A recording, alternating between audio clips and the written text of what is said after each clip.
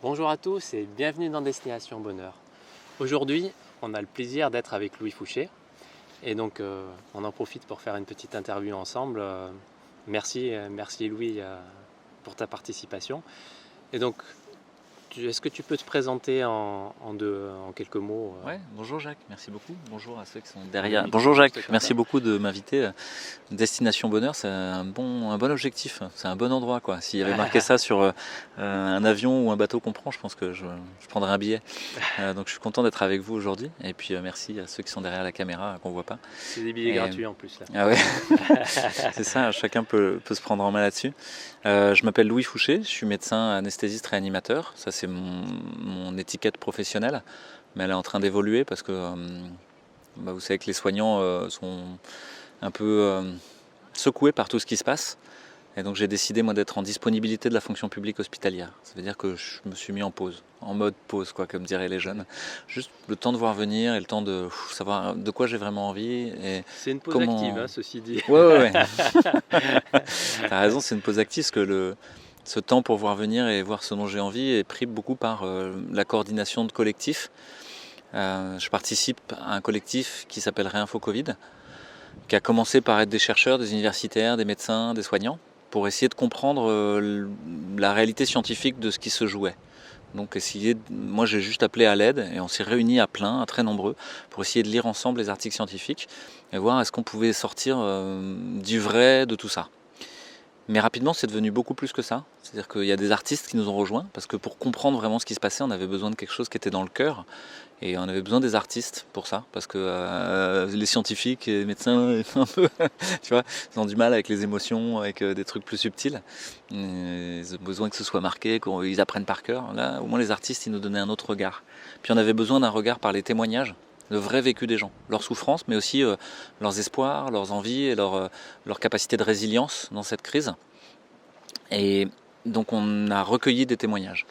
Et petit à petit, Réinfo Covid a compris mieux le monde. En tout cas, on avait cette intention de mieux comprendre le monde par ces trois dimensions de la tête, du cœur et du ventre. Et puis on a commencé à le dire dans les médias, à le dire dans les réseaux sociaux. On a été très attaqués, voilà. Donc c'est un chemin qui n'est pas facile, qui est pavé d'embûches. On ne peut pas dire ce qu'on veut actuellement. Mais en même temps, ça nous a tous guidés, donc on en est reconnaissant. Ouais. Et puis ça a donné lieu à l'envie de certains de se mettre en lien, de créer des collectifs locaux. Et ça pour moi c'est le principal intérêt de Réinfo Covid. Tout le reste c'est de la littérature, tout le reste c'est du blabla.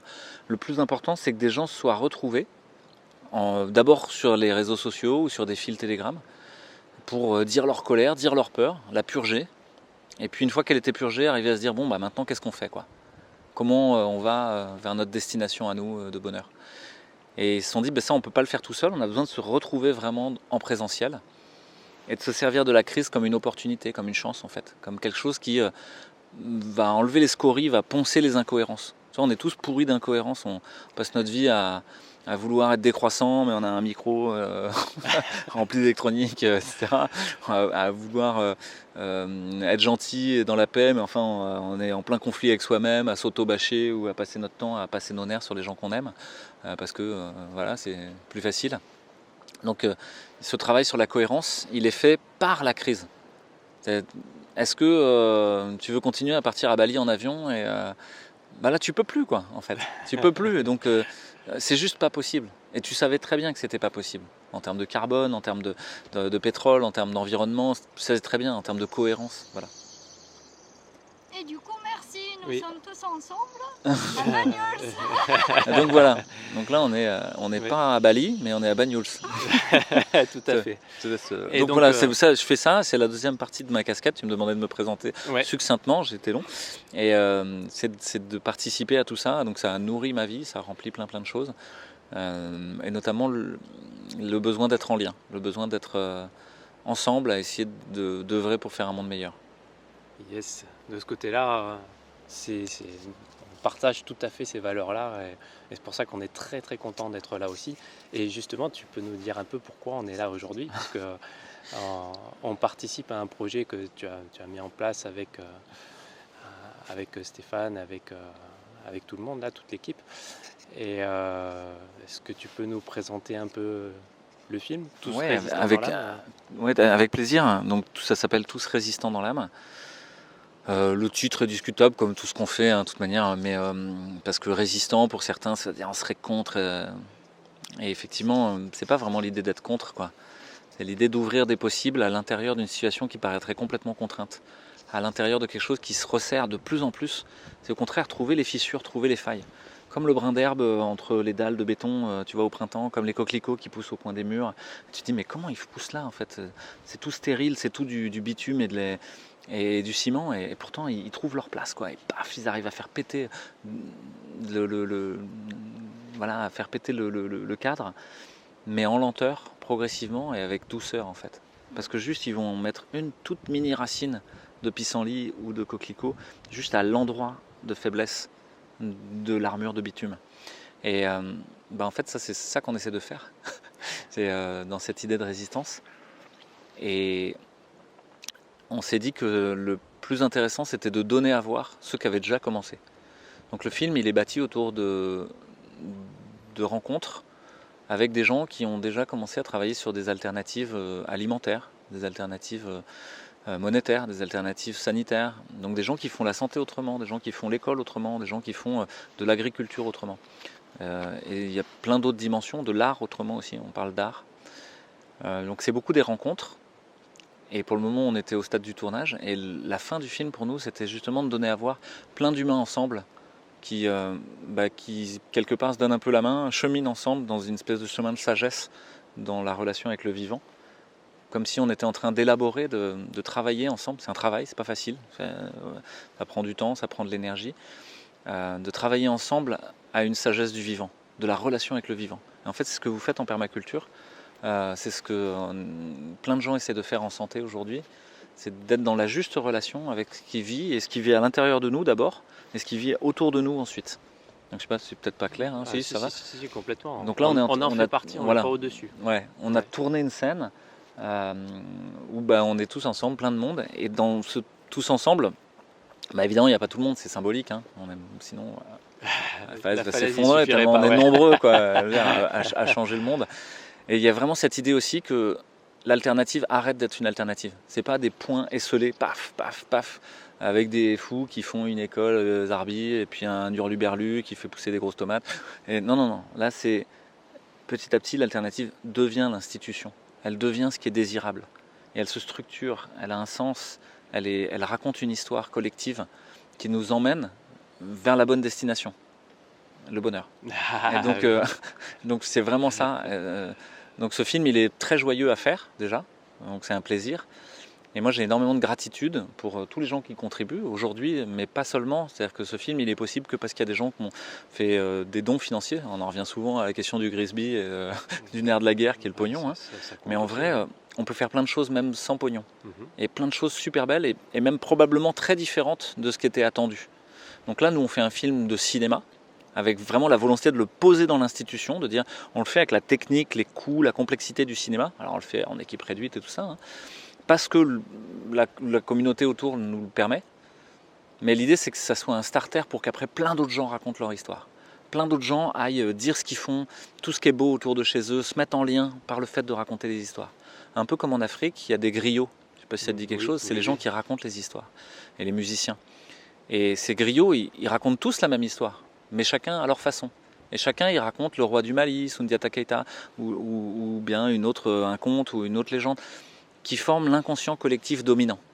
Et moi, j'aimerais ça, que dans notre société, l'inconscient collectif dominant, ce soit plus de devenir un mec bardé d'électronique qui a tous les pouvoirs parce qu'il a le plus de pognon possible, et qu'il est le start-up lui-même dans le Startup Nation, dans le Startup World. Non, ça, j'aimerais bien que ça s'effondre, ce rêve transhumaniste, et qu'à la place, on lui substitue l'envie d'être ensemble, dans la paix, dans la joie, dans le partage, dans la beauté, la créativité, en respectant le fait que y a des gens qui en ont plus, il y a des gens qui en ont moins, il y a des gens qui ont envie, des gens qui ont moins envie, et que ça dépend des moments. Et qu'on arrive à faire société comme ça, que ça devienne notre inconscient collectif. Ouais. Donc le film, il est la première pierre de ça. Hein, donc, oui, c'est ceux qui sont déjà dans le monde de demain. Ouais, exactement. Et donc vraiment, on cherche à donner à voir, on essaye de déployer le plus possible d'espace pour donner à voir ça. Alors c'est dans les contraintes d'un film, hein, ça veut dire que t'interviews des gens pendant 2 heures et puis à la fin il faudra couper parce qu'il doit rester 6 ou 8 minutes. Peut-être que vous allez me couper pour qu'il reste 3 minutes. Et, et c'est toujours un peu un deuil, quoi. Et en même temps, c'est comme quand tu fais des huiles essentielles, quoi. Tu vas sortir l'essentiel et puis tu espères qu'après la fragrance, le parfum, il va rester partout, il va imprégner les choses un peu partout, quoi. Voilà. Ouais. Et donc, si en 2 mots, c'est quoi pour toi le bonheur? Ouais, en 2 mots, c'est pas facile parce que. En plus de 2 mots, si tu préviens. Ouais. Le bonheur, il est dans le fait de vivre vraiment quelque chose au service de plus grand. Donc ça veut dire, pour moi, ça veut dire quoi? Ça veut dire, je suis capable de savoir quel est mon talent, et ça c'est déjà une joie en soi. C'est pas forcément le bonheur, mais ça veut dire, ok, je vais pouvoir exprimer quelque chose. J'existe. Et j'existe parce que je suis dans quelque chose de plus grand, la société, le monde, et que je vais pouvoir y mettre mon talent, me mettre au service d'eux. Et finalement, pour beaucoup de gens, se mettre au service d'eux, tu vois, ce serait être le larbin, ce serait s'oublier complètement. Et moi, dans ce que je vis avec Réinfo Covid, ou là, dans ce film, c'est que tous les moments où je me mets à disposition, où j'accepte un peu d'oublier tout ce qui était les obligations de la vie quotidienne, c'est les moments où j'arrive à faire des expériences de flux, des expériences de bonheur, quoi, des expériences où le temps se dilate, où je rencontre de la présence à l'autre. Toi, tout à l'heure, il y avait beaucoup de monde et on discutait tous ensemble et je me suis mis à disposition. Il n'y a pas de temps, il n'y a pas de... Ok, c'est bien, quoi. Et là, pour moi, je suis dans le bonheur. Mais c'est fugace et en fait, j'ai l'impression qu'on n'y arrive pas à la fin. Que c'est pas une fois pour toutes, que tu vas être réassailli par tes démons, par tes traumas, tes monstres à toi, et que t'es jamais arrivé une fois pour toutes. Il y a un type qui s'appelle Jack Kornfield, qui est un type qui a écrit un bouquin sur le bouddhisme en fait, et les expériences d'éveil, et il dit après l'extase, la lessive. C'est-à-dire que ouais, il y a des moments de bonheur, et puis après ça, t'es rattrapé un peu par les démons et ça passe son temps à osciller. Donc je crois pas que j'arrive à prendre un billet aller simple pour le bonheur. Je pense que je vais aller faire des séjours régulièrement en essayant d'augmenter petit à petit la villégiature là-bas. Et ça veut dire quoi? C'est-à-dire quand je te dis c'est moi au service de plus grand, ça veut dire que le bonheur pour moi c'est d'être en lien. Profondément en lien. C'est-à-dire voilà, on est frères et sœurs humains ensemble à essayer de faire quelque chose et de partager quelque chose. Et ça va pas être simple. C'est-à-dire qu'il y a des moments où même on va peut-être se friter parce qu'on n'est pas d'accord ou parce qu'on ne voit pas les choses pareilles. Mais en fait, tant que le lien il est là, tout va bien. Et la réalité, c'est que le lien il est toujours là. Justement, comme je te dis, même dans le conflit. Oui. En vrai, là, les gens qui sont contre Macron, ils sont tout contre Macron. Ils sont blottis au creux de Macron. Et souvent, c'est toujours ça, quand tu es contre, tu es tout contre. Tu restes en lien. Et si jamais le bonheur, c'est le lien, ça voudrait dire qu'en fait, tout le temps, on peut être dans le bonheur. Il faut juste comprendre qu'on est en lien. Ça va? C'est compliqué, parce que je t'ai dit au début, ça évolue en même temps que je te parle, donc, ce qui me force à y réfléchir. Mais ça veut dire, je t'ai dit au début, c'est dur d'y accéder, ça va, ça vient, etc. Et puis après, je t'ai dit, mais en fait, c'est tout le temps là. Oui. Donc ça veut dire que c'est comme si nous, on n'arrivait pas à le voir. En fait, c'est tout le temps là et tout le temps accessible. Mais assez souvent, on remet des couches de mensonges, des couches d'hypocrisie, des couches d'incompréhension. Et si jamais on arrêtait d'être tout le temps dans la tête, on était plus dans le cœur et dans le ventre, on saurait qu'il n'y a pas de soi séparé. Et ça, c'est Thich Nhat Hanh qui le dit. C'est un penseur, c'est un moine bouddhiste qui a popularisé la méditation pleine conscience bouddhiste en France, qui a fondé le village des Pruniers, qui existe encore. Et ça s'écrit Thich Nhat Hanh, il est d'origine vietnamienne, il est mort maintenant. Et qui a écrit un bouquin qui s'appelle Il n'y a ni peur ni mort, qui moi m'a un peu changé ma vie, dans lequel il dit ça, il dit il n'y a pas de soi séparé. C'est une illusion. Donc chaque fois que je pense que je suis séparé... Oui. Et donc pour les gens qui se sentent seuls, tu vois, de temps en temps, il y a cette idée de la solitude. Là, dans la crise, il y a eu beaucoup de gens qui ont l'impression d'être seuls, atrocement seuls, quoi, à se dire mais je suis devenu fou, quoi. Moi, quand je ressens ça, je me dis, mais l'univers me prend dans ses bras et me fait un câlin pour me consoler, quoi. Il n'y a pas de soi séparé. Ouais. Et quand on est bienveillant avec les autres, c'est là qu'on est bienveillant avec soi aussi, hein. On est tout à fait en phase avec toi sur tout ce qui est lien. Pour nous qui travaillons plus particulièrement l'autonomie, pour nous, il n'y a même pas d'autonomie sans lien. Parce que c'est complètement illusoire, hein. Il y a souvent la confusion entre l'autarcie et l'autonomie. Des gens Exactement, qui voudraient être le survivaliste avec ses 50 000 cartouches Voilà, qui va réussir. Mais à la fin de tes 50 000 cartouches, c'est quoi? Bon, voilà. Et à la fin de tes bidons d'essence, et quoi? Donc tu peux pas survivre tout seul, quoi. Et ça, c'est vraiment Réinfo Covid. Au départ, c'était ça. C'était moi, je comprends rien tout seul. Je suis incapable de rien. Je suis en impuissance systématique. Mais dès qu'on se met ensemble, là, on est capable de changer le monde. Ouais. Et en fait, il se transforme dès que tu commences à être en lien.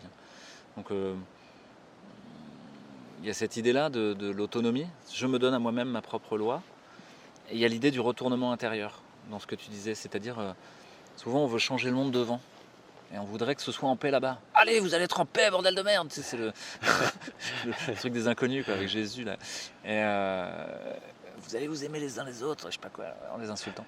Et tu peux pas vouloir la paix là-devant si tu l'as pas là-dedans.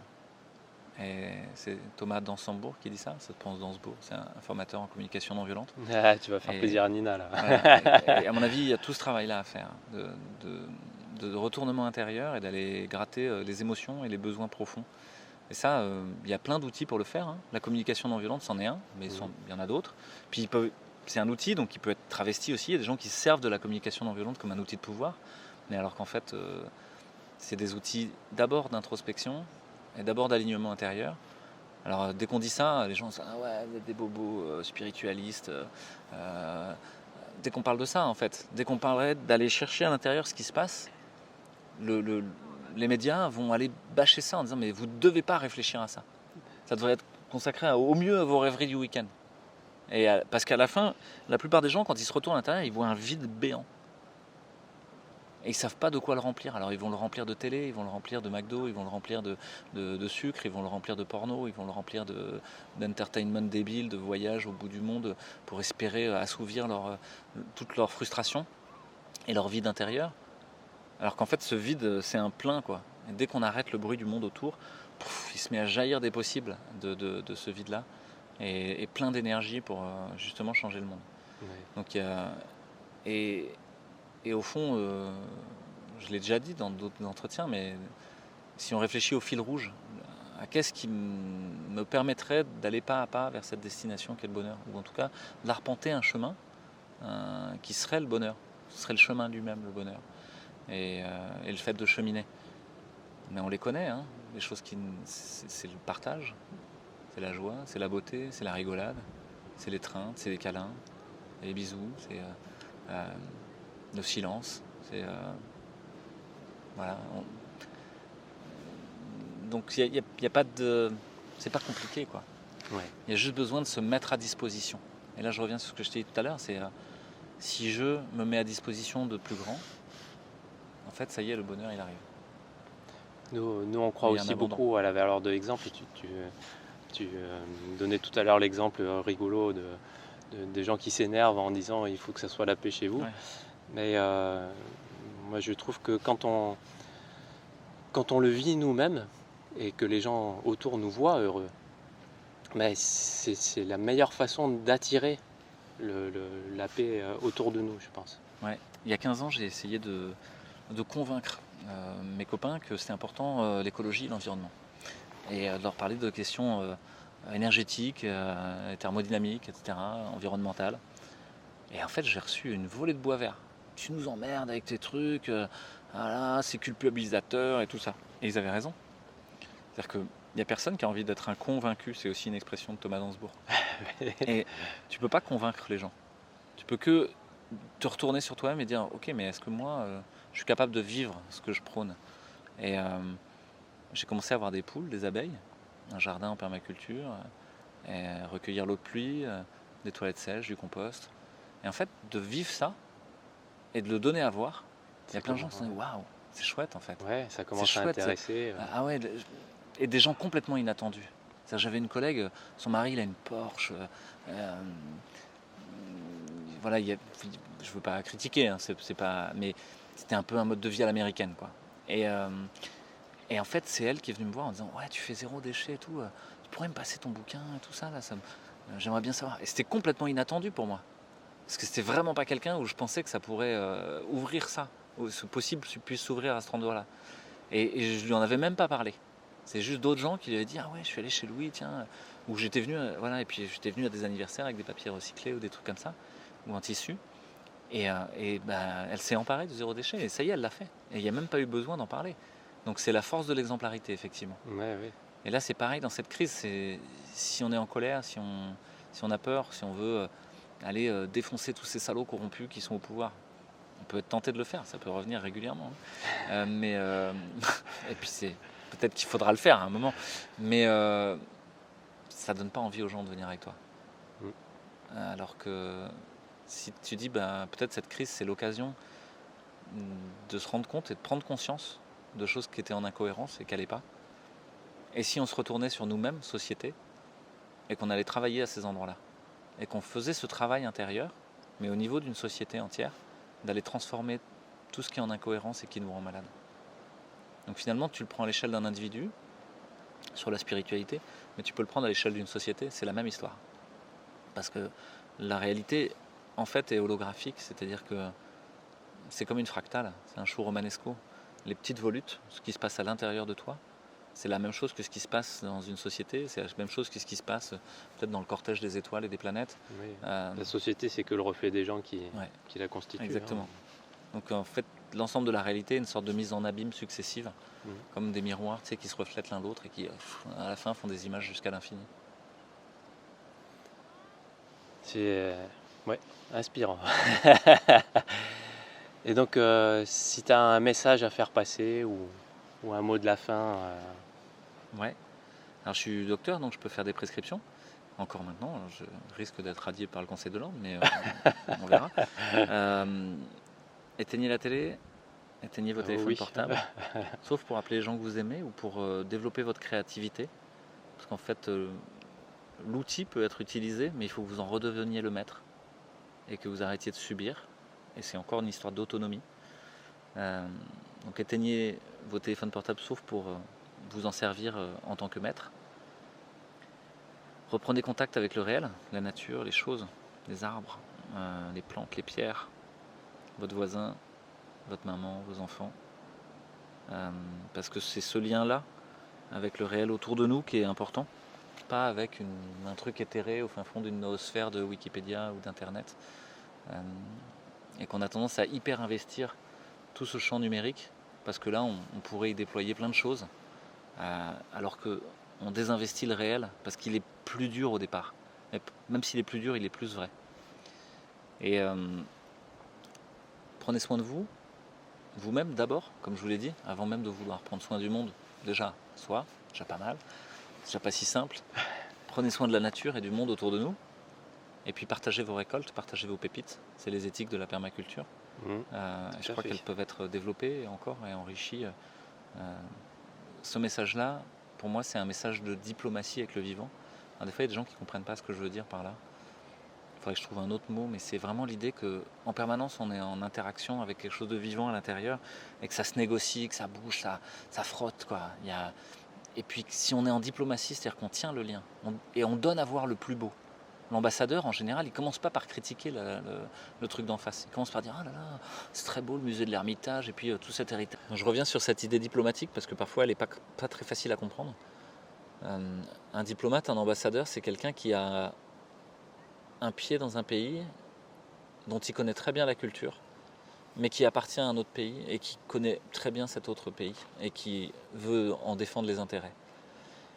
Et qu'est-ce qu'il va commencer par faire quand il discute ? Il va commencer par montrer ce qui est beau chez l'autre. Il ne va pas commencer par critiquer. Vous imaginez, vous arrivez en Russie, vous dites les droits de l'homme, au fait, Vladimir, on en est où là ? Et ça ne va pas marcher. Vous allez vous mettre en conflit tout de suite. Alors que si vous commencez par dire l'amitié franco-russe, ou russo-française devrais-je dire, le musée de l'Ermitage, toutes ces réalisations des grandes arts, etc., la place rouge. En fait, vous donnez l'occasion à l'autre en lui montrant ce qui est beau. Et puis la littérature russe, voilà, enfin on peut aller loin. Vous donnez à l'autre de montrer le meilleur de lui-même. Si vous êtes en diplomatie avec vous-même, que vous commencez par des égards, avant de vouloir vous contraindre, avant de dire il faut changer ci, et puis de manière t'es pas comme il faut, t'es pas assez bien, et puis et faire de l'auto-bashing, si vous commencez par des égards, allez chercher ce qui est beau en vous, et ce qui est bien et ce qui est juste, vous nourrissez la possibilité de devenir le héros que vous deviez être. Ça va ? Compréhensible ? Plus on nourrit, plus on fait grandir. Ouais. Ouais, On choisit exactement. ce qu'on nourrit. Exact. Et ensuite, une fois que vous avez fait ça, vous pouvez aborder avec timidité, prudence, bienveillance, les points de désaccord. Au fait, ce serait bien d'arrêter de fumer quand même, non ? Tu crois pas ? Parce que là, tu dis qu'il faudrait être autonome et tout, et puis tu dépends d'une multinationale là, qui vend du tabac dégueulasse avec des pesticides, des OGM, qui donne des coups de fouet aux pauvres Mexicains pour aller cultiver à $1 par jour du tabac frelaté. Et à chaque fois que tu fumes, il y a un mec qui se met à rigoler dans une tour à New York, dans un gros fauteuil, en fumant son gros cigare, en disant super, un bon gros cancer en plus. Donc, ça commence, cette idée de diplomatie avec le vivant, elle commence à l'intérieur et elle va plus loin avec tout ce qui nous entoure. Et c'est vraiment l'idée pour moi fondamentale de la permaculture. C'est de passer son temps à ce que toutes les choses soient en diplomatie les unes avec les autres. Se donne à voir ce qu'il y a de plus beau en elle et demande à l'autre de lui donner à voir ce qu'il y a de plus beau et de plus enrichissant. Et à la fin, qu'il y ait des coopérations, des amours, de la fécondité, des conflits parfois, et d'accepter l'idée aussi du conflit. Ça fait partie de notre existence. Et que les traverser, plutôt que de les mettre sous le tapis, permet d'arriver à autre chose. À un moment, dans une zone de permaculture, si tu laisses sous le tapis les conflits, peut-être cette zone, il n'y a rien qui poussera, et rien qui va émerger, et rien qui va prendre le dessus alors que ça aurait dû, puis tout va rester des avortons et qui ne vont pas bien marcher. Et qu'à un moment, il faut qu'il y ait quelque chose qui peut-être prenne le dessus, le remporte à ce moment-là. Et que ce soit ça qui émerge, et tu dis, bon, bah, dans cette zone-là, voilà, je ne peux pas faire à la fois des aliacés, des oignons, de l'ail, et à la fois c'est un antagonisme assez commun. J'avais fait, et puis t'as tout qui reste avorton, quoi. Je me souviens plus là, comme ça, c'est une des mauvaises associations, quoi. D'accord. L'ail avec un autre truc. Nous on mélange tout, donc je peux. Ouais. Je saurais pas te dire là. Et puis qu'effectivement, à la fin, plus il y a de monde, plus il y a de fous, plus ça rit, et plus cette diplomatie, elle est dense et riche, et elle se compense les uns avec les autres. Oui. Donc voilà, c'est long comme message impérissable de la fin. Mais effectivement, nous c'est ce qu'on voit au moins dans le jardin, mais c'est pareil dans la vie de tous les jours, c'est que plus il y a de diversité, plus tout ça est en équilibre, en paix, en joie. Ouais. Et cette idée de la diplomatie là, et de la biodiversité, elle est avec tous les gens autour. Si on est centré sur soi, on accepte ce qui vit en face. On n'a pas besoin de le transformer, il se transforme de fait, il s'apparie ou pas, ou il reste au loin s'il n'est pas pareil, et c'est bien comme ça, quoi. Tout est ok.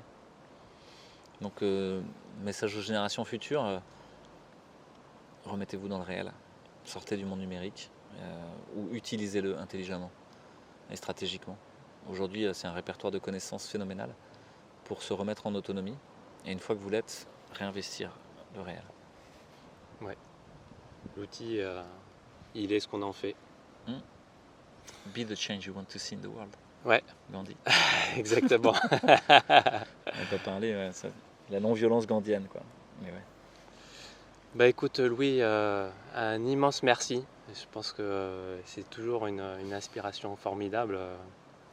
Et vraiment un grand merci. Ouais. Merci à toi, et merci à vous tous, à tous ceux qui nous auront regardés. Parce que... Et on vous souhaite à tous un énorme bonheur.